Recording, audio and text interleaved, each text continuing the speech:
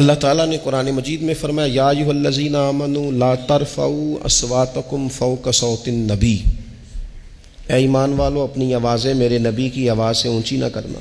یاد رکھیں بڑے احترام سے، وہاں تو ذرا سانس بھی بندے کو آہستہ لینی چاہیے، ادب سے۔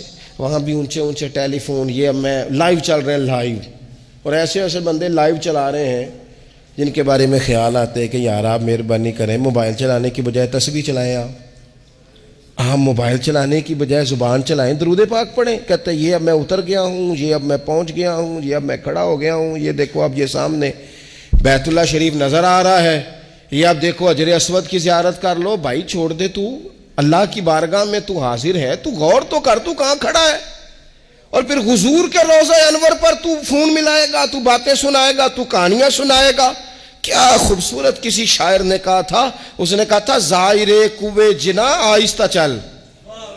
مرحوم حاجی حنیف نازش کہنے لگے زائر کوے جنا او آہستہ چل، دیکھ آیا ہے کہاں، ذرا آہستہ چل، حاضری میں ہے ملک 70,000، قدسیوں کے درمیان آہستہ چل، قدسیوں کے درمیان تھوڑا آہستہ، تھوڑے احترام، تھوڑے اکرام، تھوڑا سا ذائقہ۔ یہ آیت جب نازل ہوئی نا تو حضرت صدیق اکبر رضی اللہ تعالیٰ عنہ حضور سے اس طرح بات کرتے تھے جس طرح کان میں سرگوشی نہیں کی جاتی، ڈر آتا تھا کہیں اعمال نہ ضائع ہو جائے۔ حضرت عمر اتنا آہستہ بولتے تھے اس آیت کے بعد کہ حضور کو پوچھنا پڑتا تھا کیا کہا آپ نے؟ صحابہ حضور کے دروازے پہ جاتے تھے تو یوں دستک نہیں دیتے تھے، یوں ناخنوں سے ہلکا ہلکا، کہیں اے پائے نظر ہوش میں آ، یہ کوہ نبی ہے، آنکھوں سے بھی چلنا یہاں بے ادبی ہے۔ حضرت عمر بن عاص رضی اللہ تعالیٰ عنہ جلیل القدر صحابی ہے۔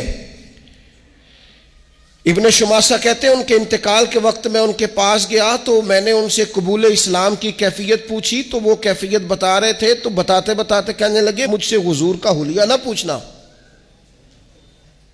اس لیے کہ میری آنکھوں نے کبھی اتنی جرت نہیں کی کہ میں نظر بھر کے حضور کے چہرے کی زیارت کر لوں۔ نظر صحابہ، حضرت برا بن عازب کہتے ہیں میں نے ایک سوال پوچھنا تھا حضور سے، ایک سوال، دیکھو میں کیا کہنے لگا ہوں۔